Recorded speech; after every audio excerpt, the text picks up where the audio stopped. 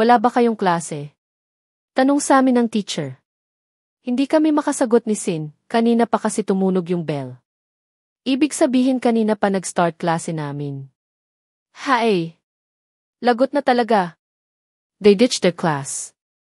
Mayabang na sabi ni Freya. Tinignan ko siya ng masama. Kala mo kasi kung sino. Coloring book naman ang muka. Kung saan kami napunta? Sa section ilang naman. Masama na ang tingin sa amin nung iba. Isama pa yung tingin ng teacher nila. Asar naman. Bubuka pa lang sana yung bibig ko para magsalita pero narinig ko na yung mga boses ng mga section sa labas ng room. Baka pumasok sa mga room. Tignan nyo.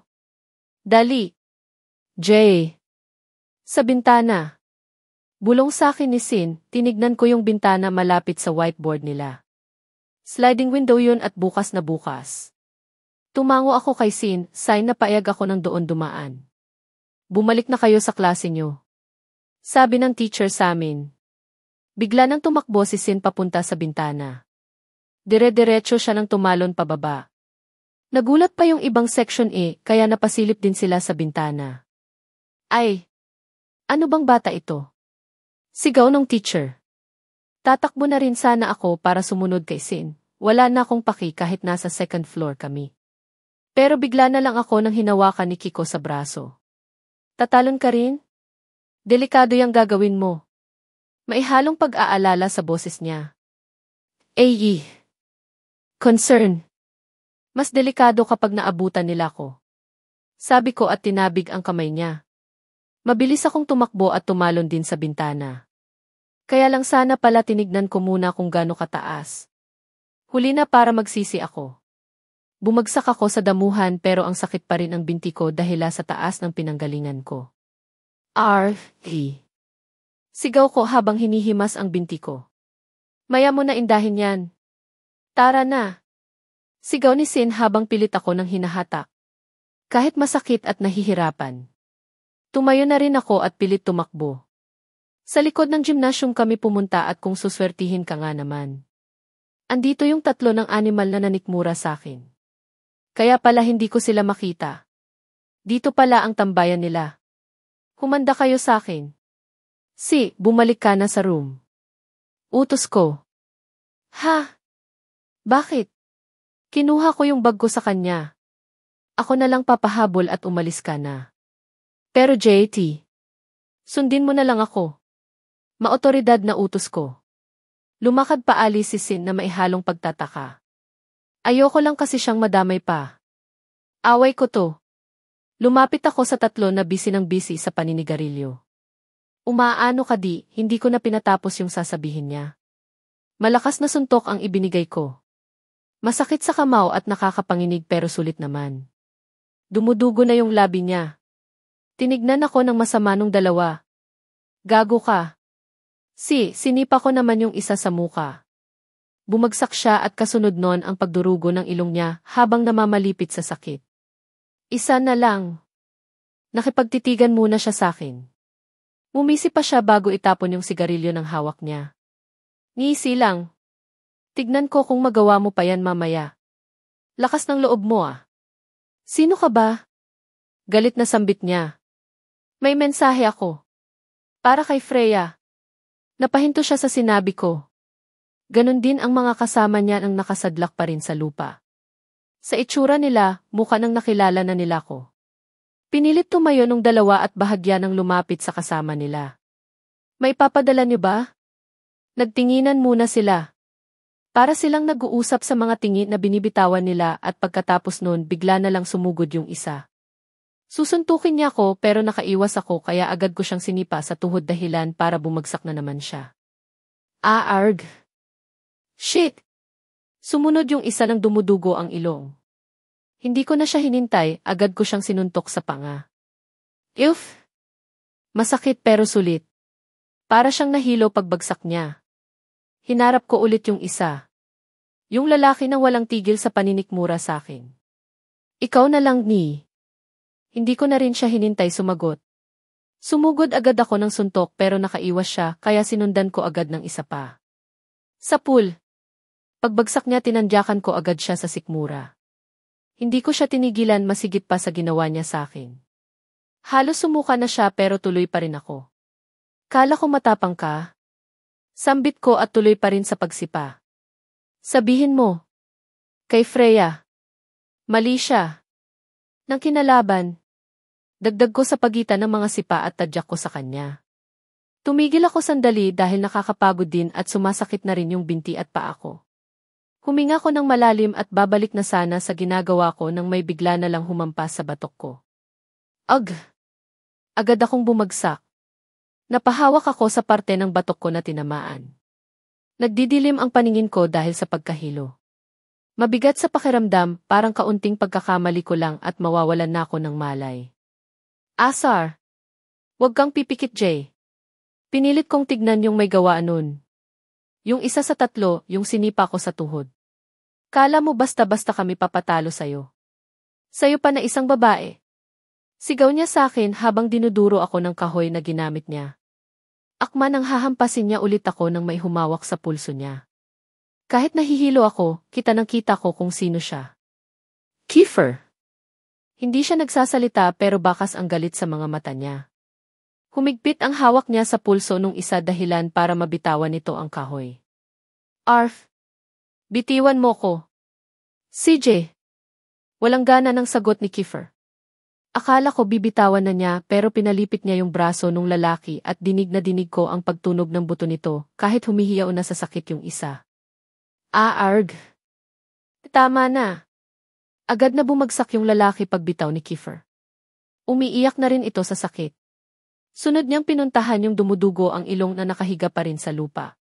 Parang nakaramdam ito kaya unti-unti nang gumapang palayo kay Kiefer. Huwag. Maawa ka sa akin. Napag-utusan ilang kami. Pagmamakaawa niya. Pero mukhang wala nang balak pakinggan si Kiefer. Palapit pa rin siya sa lalaki at nang huminto ito, malakas na tadyak ang binigay niya sa tuhod nito. Arg. Napapikit na lang ako. Alam kong nabalian na siya ng buto dahil sa lakas ng tadyak na yun. Bakit? Bakit ganito si Kiefer? Galit ako sa mga lalaki na yon pero ngayon parang awa na lang ang nararamdaman ko sa kanila. Lumapit siya sa pinakahuli. Nakalumpasay pa rin ito sa lupa habang galit na nakatitig kay Kiefer. Tumayo ka. Utos ni Kiefer. Tumayo ka. Maotoridad na utos ulit niya. Kahit hindi naiintindihan nung isa, pinilit pa rin niyang tumayo. Bibigyan kita ng pagkakataon na labanan ako. Ayoko nang gawin yung ginawa niyo kay JJ. Obvious naman kasi na hindi patas yun. Paliwanag ni Kiefer. Umisi lang yung isa. Ano na maaag? Hindi na siya pinatapos ni Kiefer sa pagsasalita. Agad niyang itong sinikmuraan. Halos lumuwa na ang mata at dila nito. Babagsak sana ulit yung lalaki pero hindi hinayaan ni Kiefer yun. Hinawakan niya sa kwelyo at sunod-sunod na binigyan ng suntok sa sikmura. Tama na. Akala ko ba bibigyan niya ng pagkakataon lumaban? Hindi na niya hinayaan makabawi yung isa. Sinuntok ulit niya sa sikmura yung isa at bigla na lang ito nang sumuka. Yun nga lang sa halip na pagkain o tubig ang isuka nito. Dugo ang lumabas dito at tuluyan ang bumagsak. Ayos ka lang, Jay? Tanong ni Kiefer habang nakatingin sa lalaking pinabagsak niya. Medyo nagulat pa ako sa pagtatanong niya. Aayos lang. Kailangan na nating umalis dito. Pinilit kong tumayo pero ang bigat ng pakiramdam ko at nahihilo pa rin ako. Mauna ka na. Susunod na lang ako. Sambit ko habang hunahanap ng maaalalayan. Tise, bilisan mo. Tignan mo tong lalaki na to, hindi yata nakikita ng nahihirapan ako. Hindi ba niya kayang maging gentleman? Yung mga nababasa ko sa Wattpad at libro, tinutulungan nila yung babae pero siya hindi. Post ko kaya sa dito, sabihan ko ng ang gentleman. Tapos kung anong kinagwapo siya naman ang kinasama ng ugali. Kaya lang baka mabash ako, wag na lang. Saan nga pala galing ang Kiefer na to? At bakit siya andito? You walk like a turtle. Komento niya at mabilis na naglakad palayo sa akin. Aba! Kung alamin niya kaya yung kalagayan ko. Nang mawala na ng tuluyan sa paningin ko ang wala ng hiya at saka naman nagpakita si Yuri. Lumapit siya sa akin. Saan naman galing to? Bakit din siya andito? Saan ang tama mo? Wala nang gana niyang tanong. Hindi na ako nagsalita. Tinuro ko na lang yung batok ko. Akala ko kung anong gagawin niya, bigla na lang siyang lumapit sa akin at binuhat ako ng pa-bridal style. La! La! Ibaba mo ko. Pagpupumiglas ko. Aabutin tayo ng siyam-siyam kung hindi kita bubuhatin. Hindi na ako pumalag, hindi na rin ako nagsalita. Siguro dahil sa bigat ng pakiramdam ko. Isama pa yung pagod ng katawan at sakit ng kamao ko. Pwede ba akong manghingi ng pabor sa'yo? Biglang tanong ni Yuri. Tumango lang ako at hinintay ang sasabihin niya. Ikaw ang umako ng mga nangyari sa Section EV. Taka ko siyang tinignan. Gusto niyang ako ang umako. Bakit? Kung bakit ang tanong mo? It is because hindi na pwedeng masangkot si Kiefer sa gulo. Ah, kaya pala. Sa bagay, siguro sa dami ng kinasangkutan ng gulo ni Kiefer dati, kaya hindi na siya pwede nang masangkot ulit. Sage. Aakuin ko lahat. Napansin kong humiti si Yuri pero agad ding nawala. Bakit parang may iba kay Yuri ngayon?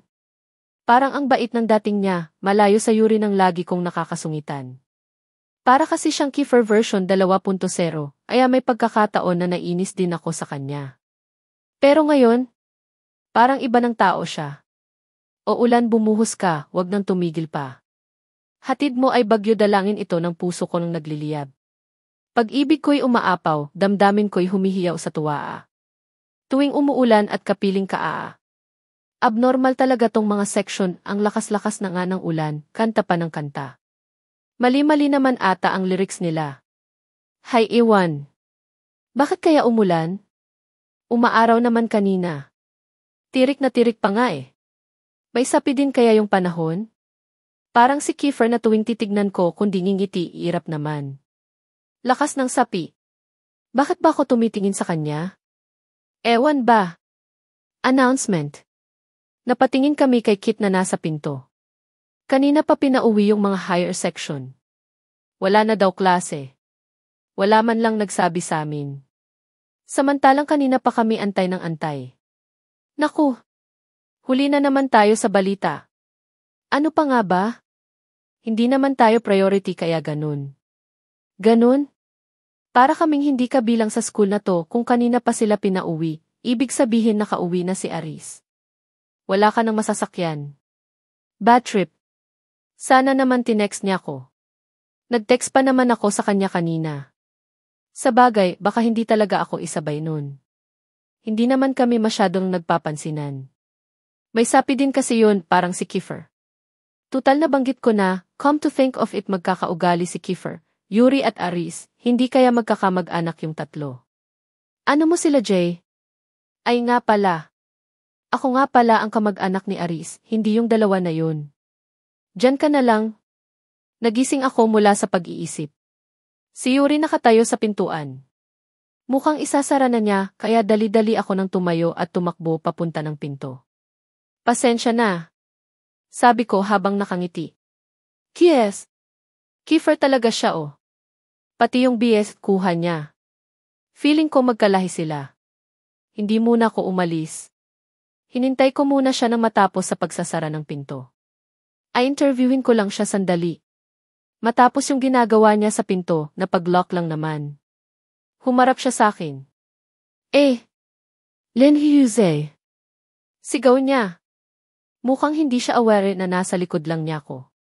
Gulat na gulat eh. Hindi ko mapagilang hindi tumawa dahil sa itsura niya. Ha ha ha ha ha. Sorry.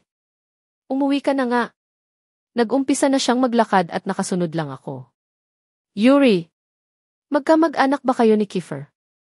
Napahinto siya at tinignan ako. Hindi. Bakit? Magkaugali kasi kayo. Pareho kayo ng may sapi. Nagsalubong na agad ang kilay niya. Nainis yata sa sinabi ko. Inayos muna niya yung salamin niya sa mata bago mag-cross arm. Sapi. Sapi talaga? Irritable niyang tanong. Nagpilit ako ng ngiti sabay peace sign, hindi ko kasi napigilan bibig ko. Sorry naman. Sapi pala ah. Sabi niya at bigla na lang siya tumakbo palayo. Pagdating sa dulo ng hallway ng building namin. Tinanggal niya ang mga plywood sa daan. Ito kasi ang problema dito sa building namin. Dahil sa nasa dulo na, puro lupa ang paligid kaya kapag umulan putik-putik. Paglagpas sa bakante ng room sa tabi ng kihisi na lagi kong pinupuntahan, lupa na ang madadaanan. Hindi kagaya ng daan hangang sihi, sementado na kaya hindi hassle sa mga estudyante. Mautak naman ang mga section is nilagyan nila ng plywood o mga tagpi ng kahoy yung daan papunta kiis para hindi sila maputikan. Kaya lang tinatanggal na ng wala ng hiya ang Yuri yung mga kahoy at plywood. Sapi talaga. Abnormal. Hoy! Aba! Paano ko dadaan? Sigaw ko habang nasa dulo ng hallway ng building namin. Lumangoy ka. Sagot ni Yuri na nasa sementong bahagi na ng daanan. Eto masama nito. Wala ako ng payong, putik-putik ang daan. Lumalakas na naman ang ulan at wala na ata ng tao sa school. Tinanggal ni Yuri ang salamin niya at nilagay sa bulsa ng polo niya na nasa tapat ng kaliwa ng dibdib. Kinuha na din niya yung payong sa bag niya. Lumakas na talaga yung ulan. Kamaway pa sakin ang Yuri bago tuluyan ng umalis. Kaasar. Kesa maiwan ako mag-isa dito. No choice. Ako na lang maglalaban ng uniform ko para hindi nakakahiya. Sapi. Sapi pa talaga yung ginamit niya ng term obvious naman ang ibig sabihin. Kay Kiefer pa talaga niya ko kinumpara. Pwede ba? Nakakasawa na. Lagi na lang ako nakukumpara sa kanya. May sarili ako ng buhay at pagkatao kaya ayoko nang nakukumpara sa kanya. Aarg! Someone shout. Napalingon ako kung saan galing yon. It turns out to be JJ at nasa ulanan siya. What the? Mukhang nahihirapan din siyang makaalis sa putikan. Tinanggal ko kasi yung mga kahoy at plywood na ginawa namin ng tulay para hindi kami maputikan. I actually expected her to apologize and ask for help. Tinalikuran ko siya. Wala na akong balak tulungan siya ngayon. Nasa putikan na siya at wala akong planong putikan ang puting uniform ko. Josem! Kumunoy! Kumunoy! She shout again. Wag mo siya nang pansinin. Yung sapatos ko. Don't mind her. Arf! Kinakain ako ng putik. Keep walking. Narda ng putik. Who's Narda? It's Nardo. Putik. Kaputik-putikan. Arf! Act like you don't hear anything. Shoot ang names. Hai. Kusugaki, unpleasant brat, kaagad ko siyang hinarap na naman. I walk as fast as I can para makalapit sa kanya. She looks so gross. Puro putik na kasi yung legs niya, meron na ring talsik yun uniform niya. And her shoes? Seriously, can't recognize them anymore. Bakit bumalik ka? Because you look like a fool. Nakonsyensya ka lang kamo. Tinignan ko lang siya ng masama. Urusay. Shut up, huh?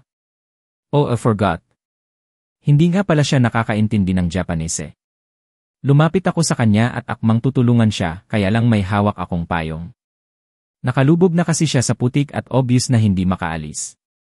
Kailangan ko siyang hatakin. Okay. You hold this umbrella first. Inabot ko sa kanya yung payong. Kinuha naman niya at pinayungan ako. Wala na kasi ng saysay kung magpayong pa siya, basa ng basa na buong katawan niya. Ewan ko lang sa bag niya. That's another one. Kung basa na siya, paano ko siya hahawakan? Oh shit! Bahala na nga. Pinili ko naman ng tulungan siya kaya dapat akong magtiis. Ngayon lang to. Ngayon lang. Ilalagay ko yung dalawang braso ko sa magkabilang kilikili niya nang bigla siya mag-react. Why? Anong gagawin mo? Hiray, pipilitin kita ng buhatin. Okay. Baka. Idiot, bigla siyang lumingalinga. Asan ang baka? Irito, she's clueless that I'm insulting her. Wala. Nilagay ko na yung dalawang braso ko sa magkabilang kilikili niya. On the count of 3. She nodded. 1, 2, 3. I'm still pulling her up nang bigla na lang ako madulas at pareho kaming bumagsak. Pareho kaming nataranta at bigla siyang sumigaw. Hala! Babagsak tayo sa putikan. Putikan. ADA. Osman. I shout in disbelief. Wala akong paki kung masakit, pero putik eh. Sa putik talaga, sa nakakadiring putik where all the dirt could possibly be. Nasaktan ka ba? Jay asked. Hindi, but we need to stand up. Nakakadiri na kasi. Sinubukan niyang tumayo at kung mamalasin ka nga naman. Muli na naman siya nadulas at ang bagsak ng katawan niya sa lower body ko. Ugh! I shout. She accidentally hit Nrai. Enrai. Basta yung sa baba. Nayanig ang buo kong katawan. Feeling ko basag na basag. Sorry. Hindi ko sadya. Huminga muna ko ng malalim. Just don't move. Halos walang lumalabas na boses sa akin. I curse you. I am cursing you from the top of our lungs. Pinilit kong bumangon. Sa totoo lang nandidiri na ako sa sarili ko dahil sa putik na nakabalot sa akin. Kaya lang mas dapat kong intindihin yung nabasag sa akin. Alam kong hindi ako makakatayo kaya naupo muna ko. Hinihintay ko rin mawala yung sakit ng ano ko. Hindi ko talaga sadya. It doesn't matter. Nangyari na. Napatingala na lang ako nang bumuhos na naman ang malakas na ulan. Ano bang nangyayari sa panahon? Umaaraw naman kanina. Hay! Basa na ako, may putik sa katawan at nabasag pa ata yung ano ko. Malastong babae na to. Tinignan ko siya na nakaupo rin sa tabi ko. Wala ka pa bang balak tumayo? Nagpilit siya ng iti at nagkamot ng ulo. Baka kasi madulas ulit ako. Unbelievable! Sinubukan kong tumayo ng masiguro kung hindi na ganong masakit.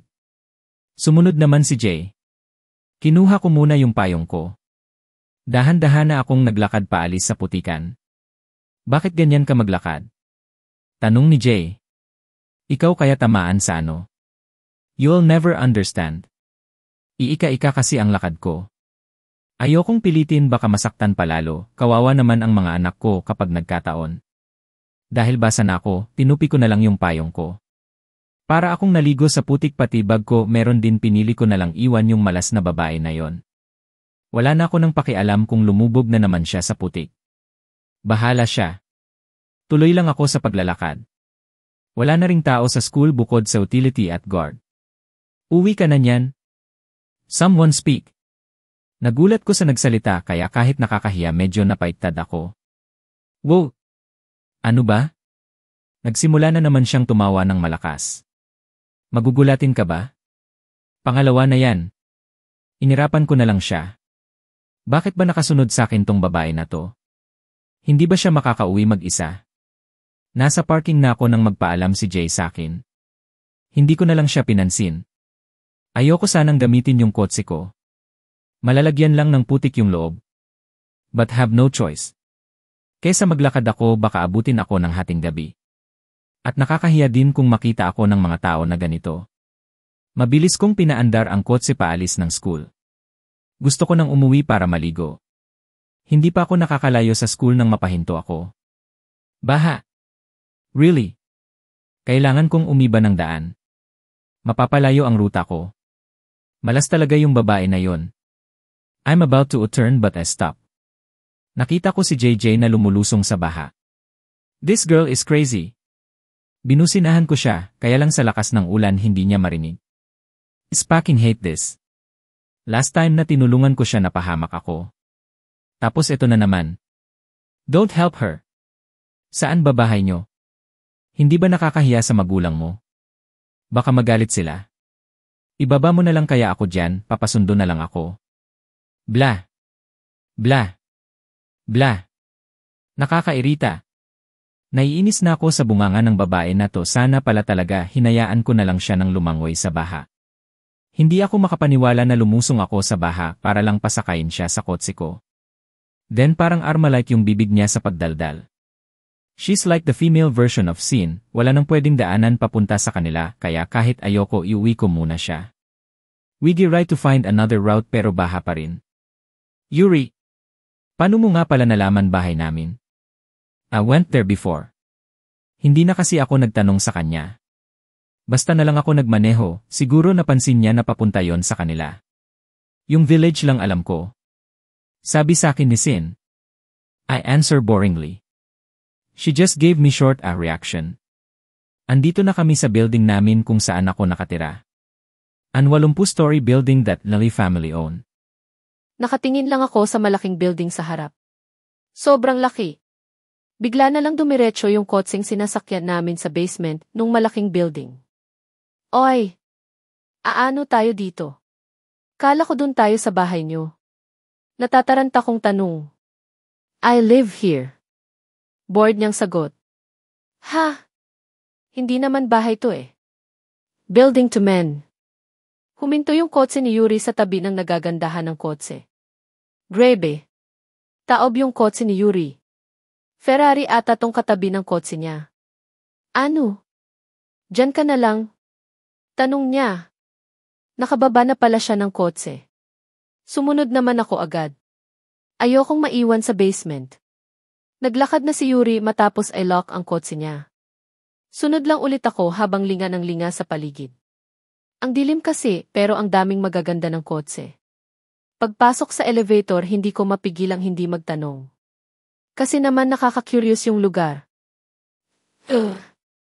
Yuri, buong building na to ba yung bahay nyo? Kiyate. Baka. Idiot. Malamang hindi. Tinignan ko siya ng masama. Kailangan kasi sumisigaw talaga? Hindi mo kailangan ng sumigaw. Saka ano ba yung baka na yan? Wala namang baka dito. Sigaw ko at biglang irap sa kanya. Mula sa refleksyon sa pinto ng elevator, nakita kong umiti si Yuri at umiling-iling. Ang sarap pagmasdan ng ngiti ni Yuri. Medyo nakakahawa rin. Bigla din akong napatingin sa mata niya sa refleksyon na kasalukuyang nakatingin sa itaas na part ng elevator. Wala siyang suot na salamin. Hanamichi. Hapon nga pala ang ulupong na to medyo singkit kasi ang mata niya pero malulam ang bandang ilalim. Ang kinis din ng muka niya, alagang papaya lang ang peg. Dinaig ang kutis ko. Napatigil ako sa pagtitig sa kanya nang biglang tumunog ang bell ng elevator. Indication na magbubukas na ang pinto. Pagbukas ng pinto. Japan? Hala! Nabaliw na ata ako nung nabasa ng ulan. Diretsong Japan ba ang bayahe ng elevator na to? Para kasi kaming nasa sinaunang bahay sa Japan. Kinusot ko yung mata ko baka namamalikmata lang ako. Sliding door pa ang gamit, kahoy ang sahig, isama pa yung mga babaeng nakakimono na sumalubong sa amin. Hala ka! Lumabas si Yuri ng elevator kaya sumunod ako. Nakatago ako sa likod niya. Para akong nasa ibang mundo. O kaya rin nasa iyang master. Sabay-sabay na bati ng babae. Mga 10 siguro sila at lahat nakayuko. Nakapatong din sa mga tiyan nila yung mga kamay nila. Para ng royalty sa Japan tong binabati nila. Teka! Young master! Napatingin ako kay Yuri na kasalukuyang inaabot ang bag at payong sa isang babae. Madam! Pakihubad po ang sapatos nyo, bulong nung isang babae sa akin. Medyo nagulat pa ako pero hindi ako makakilos. Nakakahiya kasi. Puro putik pa man din ako. Ano ba to? Marunong silang magtagalog. Hindi na. Uuwi na rin kasi ako. Sagot ko sabay turo sa elevator. Pero bago pa ako makahakbang hinawakan na ni Yuri ang braso ko. Pakihubad ang sapatos niya at kunin niyo ang gamit niya. Utos ni Yuri sa mga babae. Bigla na lang sila lumapit sa akin. Yung iba pilit hinubad ang sapatos ko at yung iba kinuha yung bag ko. Yuri! Ano ba to? Paano tayo napunta dito? Bulong ko sa kanya. Medyo kinakabahan ako. Ewan ba ang weird sa pakiramdam? Ganto ata talaga kapag bago lahat sa paligid mo. Pati kasi atmosphere, Japan na Japan. Nasa rooftop ng building ang pinakabahay namin. Bawal din ang nakasapatos sa loob, baka magalit si Tanda. Paliwanag niya. Kala ko naman dumiretso na ng Japan yung elevator. Matapos kunin ng mga babae yung gamit at sapatos ko. Hinatak ako ni Yuri. Dun ko lang napansin na may isa pang baitang bago makatuntong sa loob ng bahay. Japan na Japan talaga. Ang daming hallway. Puro kwarto din at halos lahat sliding door. Likod dito, kanan doon. Narating pa namin yung garden sa gitna ng bahay. Iilang piraso lang naman ng puno na maliit. Napahinto si Yuri nang salubungin siya ng isang matandang babae. May salamin sa mata at nakakimono din kapareho ng mga babae kanina. Young master, hinahanap po kayo ng lolo nyo. Sabi nung matanda habang nakayuko. Kiefe. Umuwi na kamo siya ng Japan. Sigaw ni Yuri dun sa matandang babae. Bastos tong bata na to. Agad ko siyang binatukan. Nagulat pa yung matandang babae sa ginawa ko. Si Yuri naman pinapatay na ako sa titig. Bastos ka. Gumalang ka sa nakakatanda. Sigaw ko sa kanya. Kailangan ng namamatok. Sigaw niya sa akin. Hinarap niya ulit yung matanda. Maliligo lang ako. Huwag niyo sasabihin na may kasama ako. Hinatak na naman ako ni Yuri. Kaunti na lang matatanggal na yung braso ko. Reklamo ko. TFF. Ay oh. Yuri o Kiefer. Kuha ng kuha talaga. Magkadugtong ata dila nila kaya pati yun kuha. Lumiko ulit kami sa isang hallway pero hagdan na yung bumungad sa akin. As usual, hatak-hatak na naman ako nang wala ng hiya. Dahan-dahan. Masusubsob ako. Sigaw ko. Lower your voice. Marinig ka ni tanda. Balik niyang sigaw sa akin. Lower your voice. Siya rin kaya sumisigaw. Panibagong hallway na naman pag-akyat sa second floor. Pero huminto na kami sa unang sliding door. Binuksan ni Yuri yung pinto at pilit akong tinulak sa loob. Nawala na yung Japan theme. Karaniwang kwarto na lang yung nakikita ko ngayon. Kahoy pa rin yung sahig. May king-size bed, study table, bookshelf, desktop computer, electric guitar at marami pang anik-anik. Kulay brown at coffee brown yung motif ng kwarto niya. Nagmukha tuloy wooden. May malaking kurtina na abot hanggang sahig din sa gilid na sa palagay ko ay malaking bintana kung meron mang natitirang Japandem yung walk-in closet na lang siguro ni Yuri kung nasan siya ngayon. Sliding door din kasi. Katabi ng walk-in closet niya yung pinto ng Keith. Kulay brown din, kung hindi lang siguro nakabukas yung pinto hindi mapapansing banyo yun. Lumabas si Yuri mula sa walk-in closet niya. Binato niya sa akin yung towel. Bilisan mong maligo. Sabi niya at lumabas na ng kwarto. Sa totoo lang nahihiya ako. Parang gusto ko nang umuwi. Nakakailang kasi, hindi ko naman alam na ganto kalaki yung bahay nila. Tapos Japan-Japan lang. Ang lagkit na ng pakiramdam ko. Baka magkasakit din ako nito. Kaya kahit labag sa kalooban ko pumasok na ako sa CIS para maligo. Ang laki. Bathroom ba ito? Parang panibagong kwarto lang. Dumiretso ako sa shower. Ang daming liquid soap. Anong gagamitin ko dito? Baka magalit si Yuri kung gagamitin ko to. Kaya lang ito lang sabon dito. Bahala na nga. Pinili ko yung kulay pink na bote. Sakura ang nakalagay sa label. Ang bango. Pagkatapos mag-shower dun ko lang na-realize. Wala palang binigay na damit sa akin ang hinayupak. Paano to? Alangan naman ng magpagala-gala ako dito sa kwarto niya nang nakatapis lang. Lumabas siya kanina, hindi ko sure kung bumalik na. Lumapit ako sa pinto at bahagyang binuksan. Yuri. Tawag ko. Walang sumagot. Yuri. Tawag ko ulit. Wala na namang sumasagot. Okay. Coast is clear. Lakas loob ako nang lumabas ng banyo. Pala ka. Sigaw ko. May dalawa kasing babaeng nakakimono sa may pinto. Lumapit sa akin yung isa at inaalok sa akin yung hawak na damit. Ito lang po ang meron kami. Wala po kasi kaming pwedeng ibang ipahiram sa inyo. Sabi nung babae kabang nakayuko. Kinuha ko yung damit. Okay lang. Thank you. Kukunin na rin po namin yung maruming damit nyo. Sabi nung isa at tuloy-tuloy na pumasok sa banyo. Hindi na ako nakapagsalita. Tuloy-tuloy na sila Tapos umalis na rin agad. Bumalik ako sa banyo para magbihis. Long sleeve at pajama ng kulay gray yung binigay nila sa akin. Malaki sa akin pero okay na to kesa wala. Hef up! Lumabas na ulit ako. Wala pa rin ang Yuri kaya naglibot at nangalikot na ako sa kwarto niya. Una kong nilapitan ang napakalaking kurtina ng nagpapadilim sa kwarto niya. Hawi dito, hawi doon. Laki-laki kasi tapos ang kapal-kapal pa. Hanggang sa nakita ko yung nasa likod ng kurtina. Meron siyang napakalawak na balcony. Kahoy din ang sahig at glass sliding door ang naghihiwalay dito at sa kwarto niya. Lakas ng ulan. Mukhang hindi pa rin ako makakauwi. 4 ses pa lang pero mukha ng 6 dahil sa dilim ng langit. Do you like the view? May bumulong sa tenga ko. Takte. Hindi ako makagalaw. Ang lamig kasi nung hininga nung bumulong sa akin. Nangilabot talaga ako ng husto. Multo. Bigla na lang hinawakan nung bumulong sa akin yung kurtina at isinara. Kaya hinarap ko na siya. Yuri. Nakabihis na rin siya ng kagaya sa akin.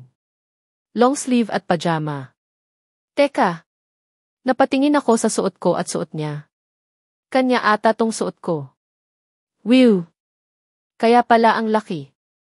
Ang yaman nyo pala. Buong building sa inyo. Sino naman nagpatayo ng bahay na to dito sa rooftop? Tanong ni JJ. Si Tanda, gusto daw niyang maramdaman na hindi siya malayo sa hometown niya kaya pinatayo niya to. Sagot ko. Nasan pala ang parents mo? Tanong niya ulit. Nasa Japan, inaasikaso yung business namin doon. Sagot ko. Bakit hindi kita naririnig na mag-Japanese kung hapon ka naman pala? Nasa Pinas ako kaya hindi naman kailangan na all the time mag-Japanese ako. Natural ba yung kulay ng buhok mo? Hindi. Ginagaya mo si Sakuragi ng Slamdance? Parang. Kamag-anak mo ba siya? Pareho kayong Hanamichi. Hindi naman tao si Sakuragi. Ay na pala. Bla. Bla. Bla. Kanina pa siya ganyan. Tanong dito, tanong doon. Sinasagot ko na lang para hindi siya maboard. Baka kasi maisipan pa niyang lumabas at mahuli siya ni Tanda. Sermon ang abutin ko doon. Baka isipin na girlfriend ko tong babae na to ang alam ko bumalik siya ng Japan pero bakit andito pa rin siya sa Pinas? Kala ko solo ko na yung bahay. Marunong ka gumawa ng sushi? Tanong na naman niya. Bakit ba ang daldal nitong babae na to? Nakakarindi nga talaga siya. Napahinto ako. Late ko na kasi napansin na nakatitig pala siya sa akin habang nakangiti. Nakadapa siya sa kama ko at nakapatong ang baba sa 2 kamay niya. Napaiwas ako ng tingin at kuwaring may inayos sa study table ko kung saan ako nakapwesto. Bakit ganito? Bigla na lang ako nakaramdam ng hiya. Bumilis din ang tibok ng puso ko. Hindi naman ako ganito kanina. Alam mo, binabawi ko na yung sinabi ko, magkaiba pala kayo ni Kiefer. What do you mean? Tanong ko nang hindi pa rin tumitingin sa kanya. Madali kalapitan at kausapin. Sagot niya. Shit! I let my guard down. Mabilis akong naging komportable at nalibang.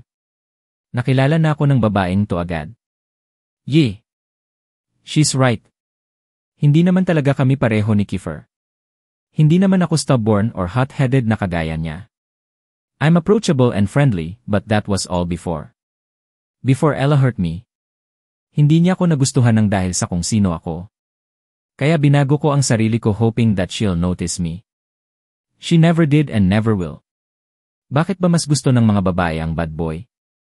Kagaya ni Kiefer at Aris. Mas gusto ko yung ganyan sayo. JJ said. I don't know why, but those words gave a huge impact to me. Posible bang? Nilingon ko si JJ na kasalukuyang pagulong-gulong sa kama ko. I'm about to open my mouth to speak but someone knocked on the door. Pasok. Pumasok si Auntie, mayordoma namin. Young master, pinapatawag po kayo ng lolo nyo. Tumayo na ako para sana puntahan si Tanda pero may sinabi pa si Auntie na nagpahinto sa akin. Isama niyo daw po ang kaibigan nyo. Lagot na. Hay. Kahit labag sa loob ko, humarap ako kay Jay at sinenyasan siyang sumunod sa akin. Kung sino mang madaldal ang nagsabi ng may kasama ako. Yari siya sa akin. Dumiretso ko sa tanggapan ni Tanda. Nakasunod pa rin sa akin si Jay. Lakad-takbo ang ginagawa niya dahil sa bilis kong maglakad. Bagalan mo naman, sabi ni Jay. Pero hindi ko siya pinansin. Kailangan ko harapin si Tanda. Nakarating ako sa tanggapan niya. Hinintay ko muna si Jay bago buksan ang pinto. Pagharap mo kay Tanda magbaw ka agad. Bulong ko kay Jay. Tumango lang siya sa akin. Binuksan ko yung pinto. Hindi pa man din ako nakakahakbang papasok, may lumipad ng pinsel, brush, papunta sa akin. Muntik na ako tamaan. Hinarap ko agad si Tanda dahil sa inis. Papatayin mo ba ako? Japanese? Galit na sabi niya. Eto problema sa kanya. Kailangan makaluma lahat ng bagay. Gusto niya ng Japanese ang gamitin kong language kahit nasa bahay kami. Ayoko. Nasa Pinas ako, I'll use any language that I want. Sagot ko sa kanya. Bakero. Ayan na. Minura na ako. Galit na talaga siya. Nakipagmatigasan ako ng titig sa kanya. Ano bang problema mo? Tanong ko sa kanya. Bubuka pa lang sana ang bibig niya pero inunahan ko na. Magtagalog ka. Kundi lalayasan kita. Halos umusok ang ilong niya sa sinabi ko. Hindi naman siya mananalo sa akin. Nahihirapan kasi akong intindihin siya kapag naghahapon. Ang bilis magsalita. Wara ka garang. Dapat ikaw nakaupo bago bukas pinto. Galit na sita niya sa akin. Traditional way ng pagharap sa mga matataas o nakatatanda bago pumasok sa silid nila o tanggapan yung sinasabi niya. Hasto. Sakit kaya sa binti nun tapos yuyuko pa. Buti sana kung sandali lang gagawin yon. Isa pang nakakainis dito sa matanda na to ang tagal-tagal nang nagpapabalik-balik sa Pinas tapos hindi pa rin matuwid yung Tagalog niya. Hirap intindihin. Kahit mga kasama niya sa bahay sumasakit ang ulo sa kanya. Napipilitan tuloy mag-aral ng Nihongo. Bakit ikaw hindi suot kimono o yukata? Dagdag pa nito habang nakaturo sa suot ko. Ang init kaya ng kimono at tinatamad naman akong magsuot ng yukata. Buti sana kung nasa Japan na kami. Nasa Pinas kaya kami. Palibhasa siya hindi mapakali ng hindi ganun ang suot. Mula yata pag silang ganun na ang suot niya. Nasa bahay lang ako. Bakit kailangan ko pa magsuot nun? Tinignan niya ko ng masama at akmang babatuhin ng pamaypay nang mapatingin siya sa likod ko. Si Jay nga pala. Nilingon ko siya at sinenyasan na lumapit. Classmate ko. Biglang naging seryoso si Tanda at nagpabalik-balik ng tingin sakin at kay JJ. Ano pangaran mo? Tanong ni Tanda kay Jay. Jasper Jean Mariano po. JJ for short. Sagot ni Jay sa baybaw. Bigla na lang ako binato ni Tanda ng pamaypay. Masakit. Sa ulo pa man din ako tinamaan. Ano ba? Sigaw ko kay Tanda. Kainis kasi. Lagi na lang nambabato ng gamit. Minsan na tinidor pa. Gusto mo na mag-asawa? Bakit nag-uwi ka ng babae? Galit na sabi ni Tanda. Napatayo na rin siya mula sa kinaupuan. Sira ulo ka ba? Bakit ako mag-aasawa? Galit na sagot ko sa kanya. Masyado ng advance tong matanda na to kaya ayokong magdala ng babae dito eh. Bakit ikaw darayan dito? Tanong niya habang nakaduro kay Jay. Napakapit naman si Jay sa braso ko. Hindi ko masisi kung matakot siya kay Tanda. Napakamot ako sa ulo. Mahabang kwento. Lalong naningkit ang singkit na mata ni Tanda. Muntik na sumara yung talukap ng mata niya. Kayo may barak hindi maganda no? Balak niyo hindi ko na pinatapos ang sasabihin niya. Ang dumi ng isip mo. Akmang hugutin ni Tanda ang samurai na nakadisplay sa likod niya nang pumasok si Auntie. Master. Handa na po ang hapunan. Sabi ni Auntie. Parang nawala ang tupak ni Tanda nang umiti at nag-aya sa dingding. Yuri. Lolo mo ba yan? Nakakatakot. Bulong ni Jay. Hindi ko na pinansin si Jay, lumakad na lang ako papunta sa dingding. Nakaupo na si Tanda sa trono niya pagdating namin doon. Todo miti pa siya kay Auntie habang inaasikaso siya. Nakakaasar talaga tong matanda na to basta pagkain bumabait. Pinaupo ko si Jay sa tabi ko. Kumain ka na. Pag humina ang ulan, ihahatid na kita sa inyo. Bulong ko sa kanya. Tumango lang siya sa akin. Kaya lang mukhang hindi alam ni Jay gumamit ng chopsticks. Pipano ba to? Bulong niya habang pilit inaayos ang chopsticks sa kamay. Mukha siyang tanga sa ginagawa niya. Hay! Inabot ko sa kanya yung kutsara. Ako naglagay ng pagkain sa mangkok na puno ng kanin. Bahala na siya sumubo. Sabihin mo JJ. Kanino ka anak? Wara ako kilala Mariano. Tanong ni Tanda. Himala. Ayaw niya nang nag-uusap habang kumakain. Pero ito siya ngayon at nagtatanong. Hindi ko po kilala yung tatay ko. Yung nanay ko po. Halatang nag-alanganin si Jay na magsabi tungkol sa nanay niya. Hindi ko masabi kung ikinahihiya niya o ano. Sabi ni Rory, marami naging asawa ang nanay niya. Hindi siguro komportable si JJ na pag-usapan yon. Nakikitira siya sa mga Fernandez ngayon. Singit ko. Tinignan ako ni Jay. Alam kong nagtataka siya kung paano ko nalaman yon. Pero mukhang hindi na lang niya pinansin. Alam na ng lahat ng section na kila Aris siya nakatira. Siyempre, courtesy of Sin Fernandez. Ay! Kamag-anak mo Mike Angelo Fernandez. Bagong CEO ng Fur Corp. Sabi ni Tanda. Nagpalit na pala ng CEO ang company na yon. Si Angelo na pala. Wala na akong masyado ng balita sa pamilya ni Aris. May sarili kasi akong buhay na dapat asikasuhin. You?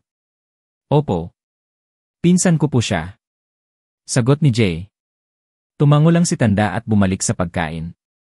Bakit pakiramdam ko may nilulutong kalokohan si Tanda sa utak niya? Pagkatapos kumain pinaayos ko na kilaunti mga gamit ni Jay at hinatid ko na siya. Buti na lang at mabilis na wala ang baha. Kaninong kotse to? Tanong ni Jay.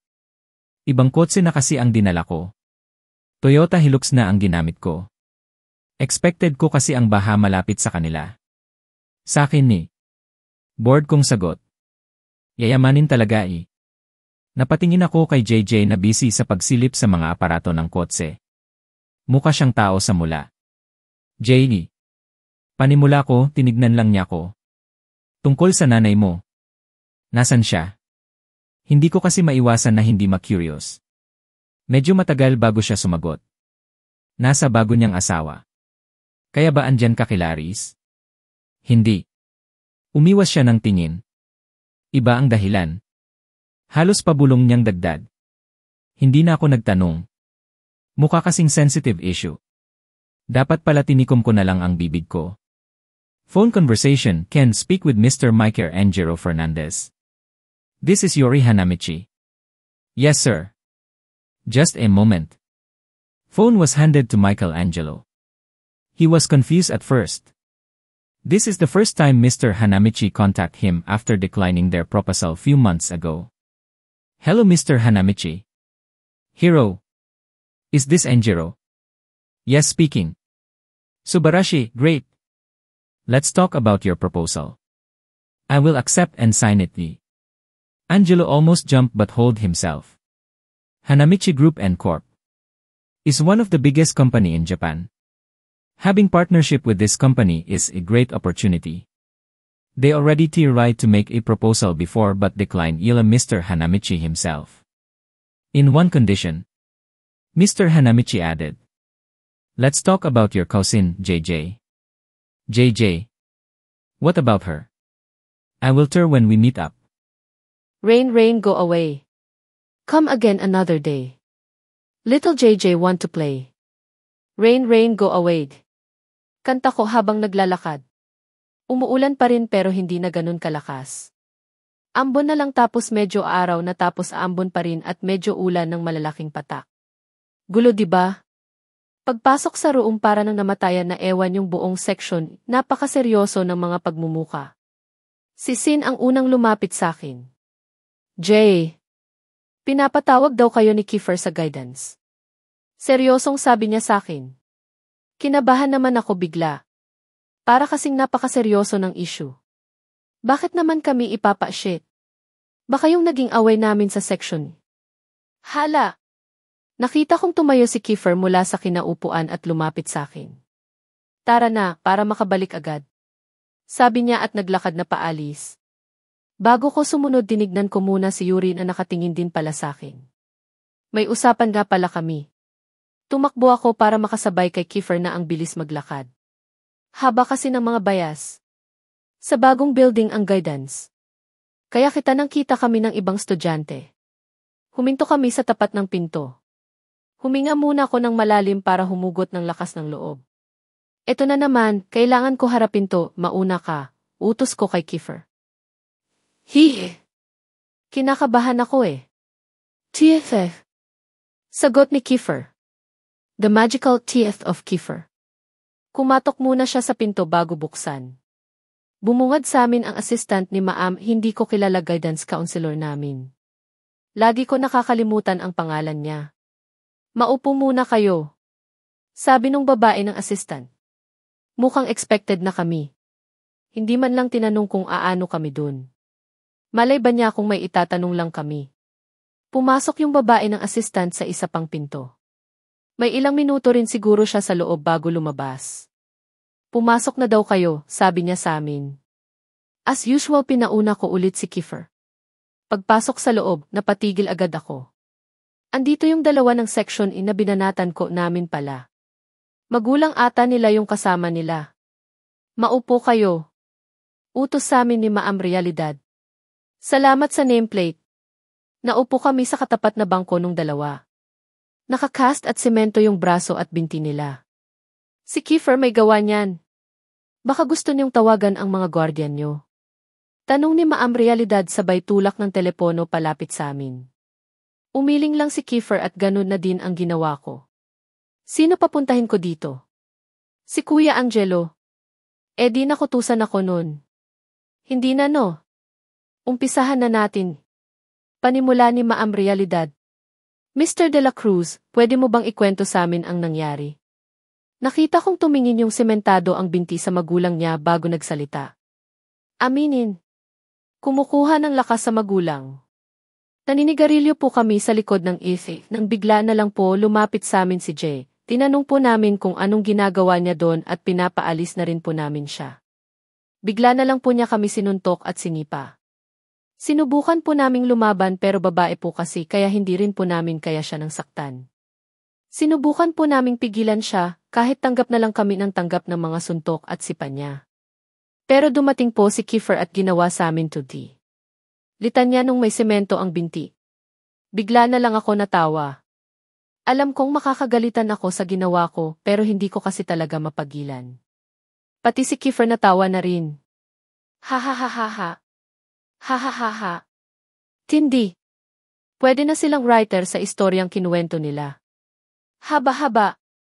May bawas at dagdag naman. Etas Mariano. Meron bang nakakatawa? Maotoridad na tanong ni Ma'am Realidad. Umiling lang ako at yumuko. Yan. Kasi. Muling humarap si Ma'am dun sa dalawa. Mr. Marquez. Sinasang-ayunan mo ba ang sinabi ni Mr. De La Cruz? Tinignan kami nung nakakast ang braso bago tumango. Titingin pa. Tusukin ko kaya mata nito. Malinaw na nanakit kayo ng estudyante. Fracture sa buto ang naging resulta ng ginawa nyo at isa sa kanila nasa ospital pa rin ngayon. Sabi sa amin ni Ma'am. Mrs. Realidad. Gusto naming ma-expelled ang mga bata ng yan. Sabi nung isa sa mga magulang. Expelled. Agad? Hindi ba pwedeng suspension muna? Grabe naman tong magulang na to. Mrs. De La Cruz, hindi po kami agad naggagawad ng expulsion. Sagot ni Ma'am. Nakahinga ko maluwag dun. Kala ko malilintikan ako kay kuya eh. Pero para sa kaso ni Kiefer, pwedeng-pwede igawad yon. Dagdag ni Ma'am Realidad habang nakangiti ng mayabang. Napatingin ako kay Kiefer. Hindi ko nakikita nang natatakot siya pero wala rin akong mabakas na galit. Para bang expected na niya yung sasabihin ni Ma'am. Sa huling usap natin kasama ni Mr. Fernandez. Malinaw na pumayag kang gawaran ng expulsion sa susunod na may magulang na nagreklamo. Sa kaso ng Section E, magulang ng 3 bata ang nagrereklamo. Paliwanag ni Ma'am. Ito ba yung dahilan kung bakit gusto ni Yuri na akuin ko lahat? Kasi matatanggal na si Kiefer sa school. Kung alam naman pala ni Kiefer na mangyayari to, bakit niya pa ako tinulungan? Sana nagtawag na lang siya sa ng iba o kaya hinayaan na lang niya ako. Kaya Mr. Watson, gusto kong tawagan mo ang magulang mo para mapag-usapan ito. Nakatingin lang si Kiefer sa telepono. Kiefer? Sandali lang Ma'am D. Panimula ko. Paano kung wala naman talaga nang ginawa si Kiefer sa kanila? Sa akin lumipat ang tingin nilang lahat. Bumilis ang tibok ng puso ko. Kailangan ko nang mag-isip ng idadahilan. Here's chance na hindi sila maniniwala. Etas Mariano. Kung sinusubukan mo lang pagtakpan si Mr. Watson, hindi ko po siya pinagtatakpan. Totoo yung sinabi ko. Ako lang ang may gawa niyan sa kanila. Dumating si Kiefer doon para sunduin ako at awatin na rin. Iha! Huwag mong mamasamain pero babae ka at hindi kaya ng isang babae nang gawin to sa anak ko. Sabat ng isa sa magulang. Hindi ko siya sinagot. Ma'am, realidad, alam kong alam niyo yung mga records ko sa dati kong school. Kaya alam niyo rin na kaya ko yung gawin. Hindi nagsalita si Ma'am. Nakatitig lang siya sa akin. Bad trip. Ayoko sana nang banggitin yung mga records ko pero kailangan. Naniniwala ako kay MS Mariano. Kaya niya nga nang gawin ang mga ganunang bagay. Sagot ni Ma'am habang sa akin pa rin nakatingin.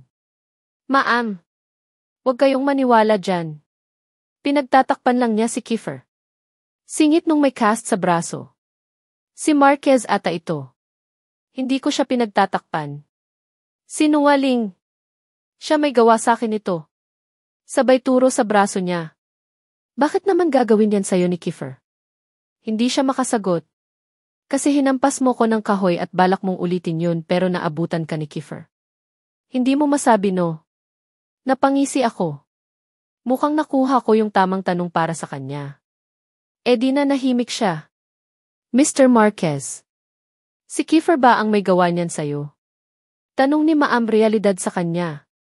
Kahit ayaw niyang sabihin at obvious na papipilitan. Si JJ Pod. Kung ganun, Infes Mariano. Tawagan mo ang guardian mo. Kailangan ko silang makausap para sa expulsion mo. Ay tang na. Hindi ko naisip yun. Natural inako ko kaya sakin ang parusa. Ang tanga mo, Jay. Lagot ako kay Kuya Angelo. Kahit tunay na labag sa kalooban ko. Number ng telepono sa bahay ang tinawagan ko. Si tita na lang sana ang papupuntahin ko. Hello? Takte. Malas? Boses ni Kuya Angelo ang nasa kabilang linya. Yari talaga ko nito. Bakit ngayon pa siya umuwi sa bahay? Hello? Tanong ulit niya. Hello. Kuya, si JJ Todd. Sagot ko. Mabilis ang tibok ng puso ko. Naimagine ko na yung mga sasabihin niya sa akin. Jay? Bakit? Ano kasi ti? Nakatingin silang lahat sa akin. Medyo awkward. Pwede ka bang pumunta dito sa school? Kahit kasi hindi siya ang papuntahin ko. Siya pa rin ang pupunta. Jay, banggit niya na puno ng dismaya. Yung feeling na alam na niya yung reason. Lalo akong kinabahan.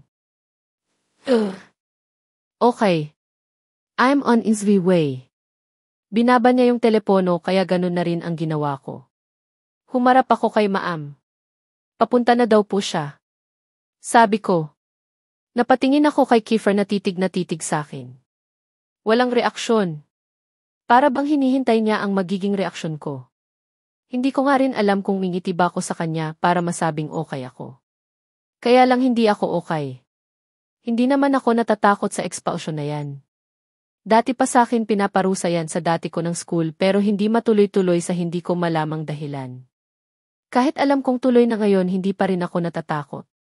Yung galit ni Kuya Angelo ang iniisip ko. Nagawa nga niyang ibalibag yung bangko sa ospital sa galit niya sa akin dati. Hay! May 20 minutes din kaming naghintay bago dumating si Kuya. Pagbukas ng pinto parang nakakita ng multo si Ma'am Realidad at pati yung dalawang section, hindi naman galit yung itsura niya pero seryosong seryoso. Napatingin siya sa amin ni Kiefer. Mr. Fernandez. Maupo ka. Maihalong ka ba yung boses ni Ma'am? Nakakatakot ba si Kuya? Sa bagay ako nga natatakot. Okay lang. Pwede bang malaman kung bakit niyo ko pinatawag? Diretsyong tanong ni Kuya. Tumingin muna sa akin si Ma'am bago sagutin ang tanong ni Kuya. Kasi. May reklamo kasi ang magulang ng mga bata ng ito. Turo ni Ma'am dun sa dalawa. Tinignan din ito ni Kuya at tumingin sa amin. Sino ba ang nirereklamo nila? Si JJ o si Kiefer? Napatingin ako kay Kiefer. Paano niya nakilala ang mokong na to? Teka, siya ba yung tinutukoy na Mr. Fernandez ni Ma'am kanina? Akala ko si Aris yun dahil silang dalawa tong alam kong magkakilala. Pati pala si Kuya Angelo kilala niya. Umiwas ng tingin si Kiefer. Halata rin na hindi siya masaya nang andito si Kuya.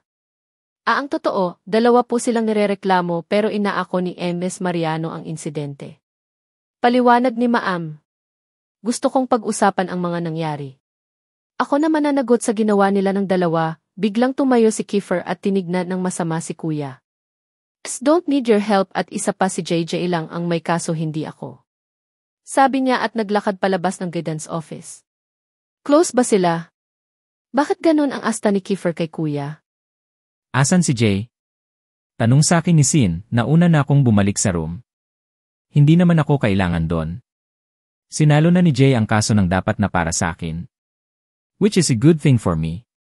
Nasa guidance with her guardian. Bored kong sagot. Naupo ako at nag-relax. Sure naman akong hindi mapapahamak si JJ. Si Angelo ang kasama at backer niya. No wonder why Emma Zaragoza wants to move her to a different section. Anong nangyari? Ginawa ba niya yung inaasahan mo? Tanong ni Yuri.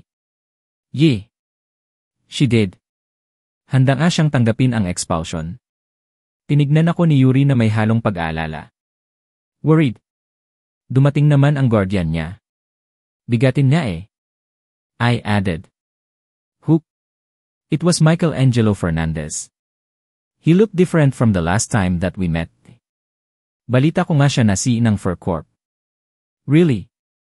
Kaya pala lalong umangas ang tropa mo. Sure akong papasok na rin sa company si Aris. It's true, alam kong gagawa ng paraan si Aris para mas umangat. Yun na lang, makakaangat pa kaya siya sa information na hawak ko laban sa kanya. I don't care about their company, basta hindi pa rin tinatanggap ni Tanda ang proposal nila. Ayos na ako doon. Yuri said. Hindi ko alam kung anong usap sa company namin at sa kanila. Kasi wala kang pakialam. I chuckled. Yeah. I really don't care about anything that involve our company. Sa akin pa rin naman ang bagsak ng pera nun. Maghintay lang ang tanging ginagawa ko. What's your next step? You're done with the test for Jay, right? Am I? I smirked. Few more tests and my plan begins. Unbelievable. Promise. Promise TVS. Sigaw ni Kuya habang nagmamaneho. Umpisa pa lang yan. Wala pa yung part na mangbabalibag siya ng gamit. Kasi naman, sana talaga si tita na lang nakasagot ng tawag ko. Bigla na lang hinampas ni Kuya yung manibela ng kotse niya. Aaminin ko natatakot na ako. Pinalabas nila ako ng guidance office bago pag-usapan yung mga eklabu-eklabu. May 30 minutes lang yung usap. Paglabas ni Kuya, okay na daw pero hindi muna niya ako pinapasok. Ipapaliwanag daw muna niya sa akin yung pinag-usapan nila. From the start nga lang na nagsalita siya kung ano-ano na sinasabi niya. Alam mo bang nawala na yung chance mo na malipat ng ibang section? Tanong ni Kuya. Bubuka pa lang sana yung bibig ko para magsalita pero nauna na siya. Of course you know it. Or maybe not. I don't know. You don't know. Kasama din yan sa ginagawa niya kapag nagagalit. Sinasagot yung sariling tanong niya. Mukha siya ng praning. Hindi ka nga na-expelled pero babantayan ka na rin ng school guidance. Kagaya ng ginagawa nila kay Kiefer and Yuri. Ha? Kilala rin niya si Yuri. Paano mo nakilala si Yuri? Don't fucking change the topic. Sigaw niya na nagpayanig sa katawan ko. Sabi ko nga hindi na nga. Napayuko na lang ako. Nawala sa isip ko na kapag nag-speech siya bawal sumingit. Suspended ka dapat pero 2 weeks na lang bago periodical nyo, kaya hindi ka pwedeng mawala sa klase. Kiyakhe. Yun pa nga pala. Kailangan kong ayusin yung pag-aaral ko. Kaya lang paano ko gagawin yun kung puro sakit sa ulo yung nangyayari sa akin? Ang hirap makiusap. Yung totoo. Kanina ko pa talaga gusto ng magsalita. Hindi ko kasi alam kung saan kami papunta. You promise na wala nang away. But Jise, I forgot, promise are meant to be broken. Hala! Humugot pa. Ano na lang sasabihin ni Mama? Nila tita. Pati ni Lola. Si Dad pa pala. Kulang na lang banggitin niya pangalan ng buong angkan. Dapat yata pagsamahin ko kayo ni Aris para mabantayan ka. Nanlaki yung mata ko sa sinabi niya. Naknang. Wag na wag mong gagawin yan. Baka magkaroon ng civil war. Pinilit kong ipasok ka sa school na yan. Ending. Another record. Whew. Kailan ka pa kaya matatapos? Kailangan ko pang puntahan yung student na nasa ospital. Wow, Jay. Wow. Wow, Magic Sing. Anong balak mo? Siyempre wala. Naasikaso ko na eh. Tanong mo, sagot mo. Bigla huminto yung kotse. Nasa parking na pala kami ng malaking building. Bakit kami andito? Bumaba si kuya kaya naman sumunod na rin ako. May nakita kong tarpaulin na bumabandera sa parking. Mukha ni Kuya Angelo at may nakalagay na Furcorp. Nasa Furcorp kami? Umaano kami dito? Ngayon pa lang ako nakapunta dito. Mabilis ang lakad ni Kuya papunta sa building kaya lakad-takbo ang ginagawa ko. Pagpasok sa loob, receptionist agad ang nilapitan ni Kuya. Gawa sa marmol yung lamesa nila. Yayamanin. May kinuhang ihi si Kuya at pinasuot sa akin yung lace. Visitor's pass ang nakalagay sa V. May lumapit na babaeng nakaskirt kay Kuya. Ang sexy niya tignan pero ang dami niya ng dala. Puro mga kumpol na papel. Naglakad sila papunta sa kung saan. Ako naman nakasunod lang. Pinagtitinginan din ako. Kasi naka-uniform pa ako. Baka iniisip nila nag-cutting ako. Pumasok sa elevator yung dalawa. Again, sunod na naman ako. Kung ano-ano pinag-uusapan nila na hindi ko naman maintindihan. Paglabas namin ng elevator. Lakad na naman sila, sunod na naman ako. Ano ba to? Kapagod ah. Sa wakas, pumasok sila sa isang kwarto na mukhang opisina ni Kuya. Ang laki. Kagaya sa mga napapanood ko sa CE, may table na malaki, sofa set sa gitna, flat screen DV speaker din at bookshelf na tadtad ng libro.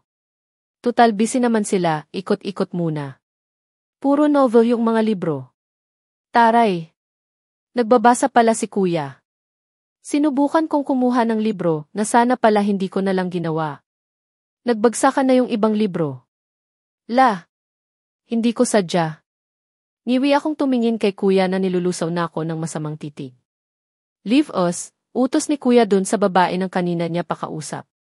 Paglabas ng babae, nag-iba na ang aura niya. Mukha ng papatay ng tao. Yari. Pinaupo niya ako sa sofa at ganun din ang ginawa niya. Kindly explain me. Sabi ni Kuya. Explain ang alin? Hindi ko alam na magkakapatong yung libro, not that. I'm talking about the incident with the 3 students. Galit na. Ano pa nga bang gagawin ko? Eddie explain ang nangyari. Sinimulan ko sa part ng pagsugod sa akin ng section, ayokong sabihin yung kay Freya.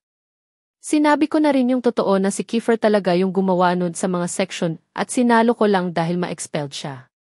Trying to be a hero. Hindi naman. Parang bawi lang dun sa ginawa niyang pagtulong sa akin. Huminga ng malalim si Kuya. Mukhang nabawasan na yung galit niya sa akin. May biglang kumatok sa pinto at pumasok ulit yung babae ng kausap niya kanina. Sir, start na po ng meeting niyo. Sabi nung babae. Tumango lang si Kuya at tumayo. Meron siyang kinuha sa wallet niya at inabot sa akin. Libangin mo muna ang sarili mo. Mag-mall or kumain sa resto. Basta mamaya ka na umuwi, hindi pa kami nag-uusap ni Mama. Kinuha ko yung inabot ni Kuya. Credit card pala.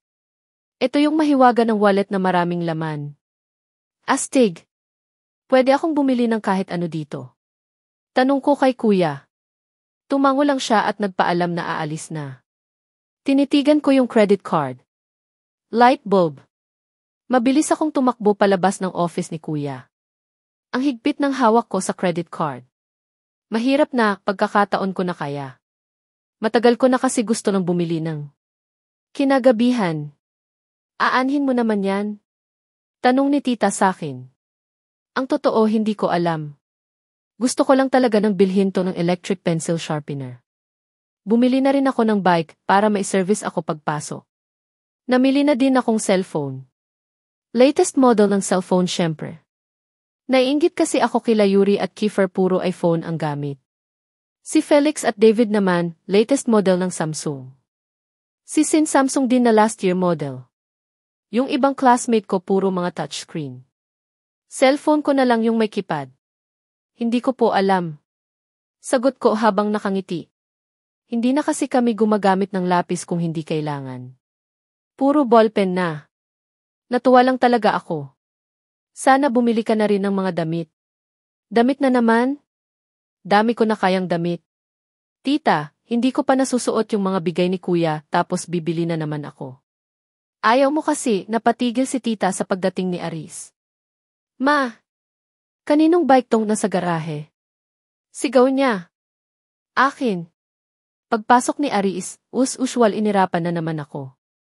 Humalik lang siya sa pisngi ni tita at umakyat na. Wala eh. Iwasan talaga kami.